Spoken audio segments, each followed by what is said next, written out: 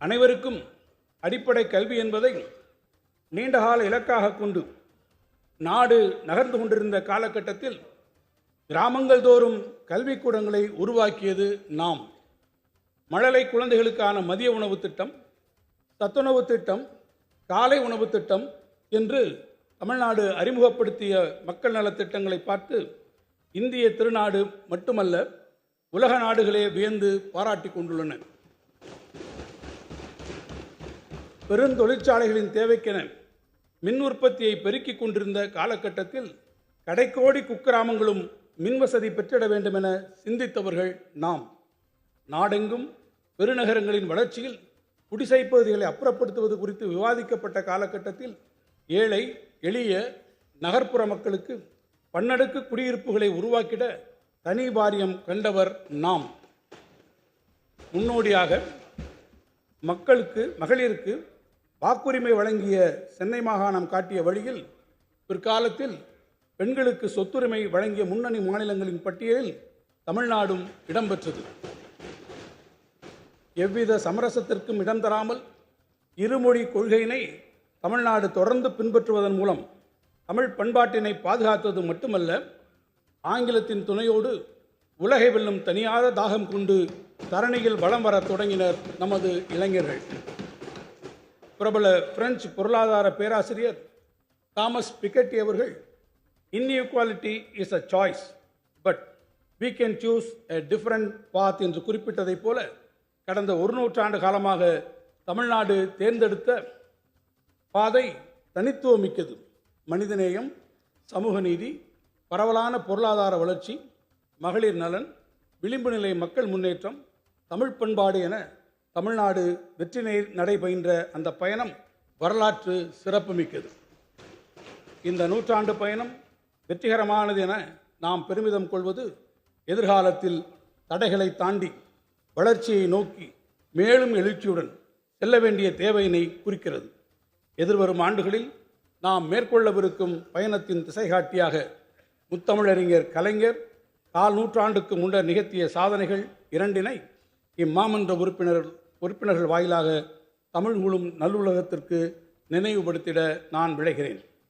அகில உலகமே 1000வது ஆண்டு தொடக்க விழா கொண்டாட்டங்களில் திளைத்திருந்த போது வான்புகழ் வள்ளுவருக்கு குமரிமுனையில் வானுயரச் சிலை எழுத்திட்ட முத்தமிழறிஞர் கலைஞர் அதே ஆண்டு சென்னையில் டைடல் தகவல் தொழில்நுட்ப பூங்காவினையும் திறந்து வைத்ததன் மூலம் தமிழருக்கு ஒரு மகத்தான செய்தியினை உணர்த்தி சென்றிருக்கிறார். ததும்பும் தமிழ் பெருமிதம் ஒருபுறம், உலகை வெல்லும் உயர் தொழில்நுட்பம் மறுபுறம் என நமது எதிர்கால பயணம் அமைந்திட வேண்டும் என குறிப்பால் உணர்த்தி இன்று இம்மாமன்றத்தில் ஓவியமாய் உறைந்து நின்று நம்மை வழிநடத்தி கொண்டிருக்கும் நவீன தமிழ்நாட்டின் சிற்பி முத்தமிழறிஞர் கலைஞருக்கு எமது நெஞ்சார்ந்த நன்றிகள். கடந்து வந்த 100 பயணத்தின் காலடித்தடங்களை பகுப்பாய்வு செய்வதன் மூலம் எதிர்வரும் 25 ஆண்டுகளுக்கான பாதையினை நாம் திட்டமிட வேண்டும். நாம் எதிர்கொள்ளவிருக்கும் சவால்களுக்கு அறிவியல் வழி நின்று தொழில்நுட்பத்தின் துணை கொண்டு பகுத்தறிந்து தீர்வுகள் காண வேண்டும்.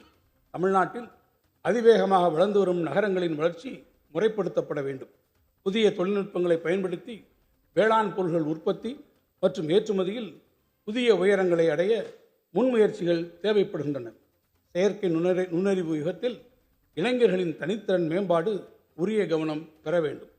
பெருமளவு வேலைவாய்ப்புகளை உருவாக்கிடும் தொழிற்சாலைகள் தமிழ்நாடெங்கும் பரவலாக உருவாகிட வேண்டும். நவீன கட்டமைப்பு வசதிகளை உருவாக்கிட முனையும் போது பசுமை ஆற்றல் வளங்களையும் முறையாக பயன்படுத்திட வேண்டும்.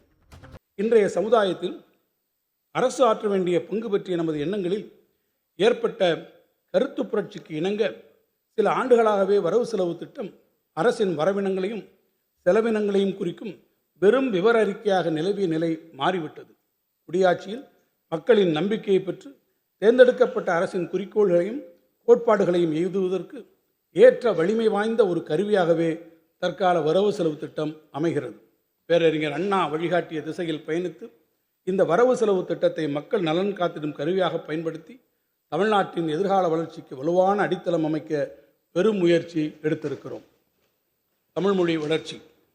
வள்ளுவன் தன்னை உலகினுக்கே தந்து வான்புகழ் கொண்ட தமிழ்நாடு குமரிமுனையில் ஆர்ப்பரிக்கும் அலைகளுக்கு நடுவே அமைதியின் திருவுருவாய் நிமிர்ந்து நின்று தமிழ்ச் சமூகத்தை என்றென்றும் வழிநடத்தும் ஐயன் திருவள்ளுவரின் வானுயரச் சிலை எழுப்பப்பட்ட வெள்ளி விழா ஆண்டினை தமிழ்கூறும் நல்லுலகம் அண்மையில் கொண்டாடி மகிழ்ந்தது. இத்தரணியில் கடலும் மலையும் உள்ளவரை நிலைத்து நிற்கும் வகையில் முத்தமிழறிஞர் கலைஞர் அவர்களால் அமைக்கப்பட்ட திருவள்ளுவரின் பெருஞ்சிலைக்கு பேரறிவு சிலை என பெயரிட்டு அழைக்கலாம் என அறிவித்தவர் நமது மாண்புமிகு தமிழ்நாடு முதலமைச்சர் அவர்கள். உலக பொதுமுறை என போற்றப்படும் திருக்குறள் உரைத்திடும் உன்னத வாழ்வியல் நெறிகளை உலகெங்கும் பரப்புவது நமது தலையாய கடமையாகும். காலந்தோறும் அறிஞர்களின் பெருமுயற்சியாலும் பல கல்வி நிறுவனங்களின் முன்னெடுப்பினாலும் இதுவரை திருக்குறள் 28 இந்திய மொழிகளிலும் 35 உலக மொழிகளிலும் மொழிபெயர்க்கப்பட்டுள்ளது. அண்மையில் நடந்து முடிந்த சென்னை பன்னாட்டு புத்தக கண்காட்சியில் ஆசிய, ஆப்பிரிக்க மற்றும் ஐரோப்பிய நாடுகளில் பேசப்படும் 28 வெவ்வேறு மொழிகளில் திருக்குறளை மொழிபெயர்த்திட பன்னாட்டு பதிப்பாளர்கள் முன்வந்துள்ளனர். இதைத் தொடர்ந்து 45 பல்வேறு உலக மொழிகளில் கூடுதலாக மொழிபெயர்க்கப்படும் போது ஐக்கிய நாடுகள் அவையினால் அங்கீகரிக்கப்பட்ட 193 உலக நாடுகளின் அனைத்து அலுவல் மொழிகளிலும் மொழிபெயர்க்கப்பட்ட பெருமையினை திருக்குறள் பெற்றிடும். வான்புகழ் வள்ளுவத்தை உலகெங்கும் கொண்டு சேர்க்கும் உயரிய நோக்கம் கொண்ட இந்த மொழிபெயர்ப்பு திட்டத்தை பிற கல்வி நிறுவனங்களுடன் இணைந்து தமிழ்நாடு பாடநூல் மற்றும் கல்வியியல் பணிகள் கழகம் எதிர்வரும் 3 ஆண்டுகளில் நிறைவேற்றிட 133 இலட்சம் ரூபாய் நிதி ஒதுக்கீடு செய்யப்பட்டுள்ளது. இது மட்டுமன்றி தலைசிறந்த தமிழ் இலக்கிய நூல்களை உலக மொழிகளில் கொண்டு செல்லும் மகத்தான முயற்சியின் முதற்படியாய் தேர்ந்தெடுக்கப்பட்ட 500 தமிழ் இலக்கிய நூல்களை ஆங்கிலத்தில் மொழிபெயர்த்திடும் மாபெரும் திட்டத்தினை 20க்கும் மேற்பட்ட புகழ்பெற்ற பன்னாட்டு மற்றும் இந்திய அளவிலான முன்னணி பதிப்பகங்களுடன் இணைந்து தமிழ்நாடு பாடநூல் மற்றும் கல்வியியல் பணிகள் கழகம் கூட்டு வெளியீடாக செயல்படுத்தும்.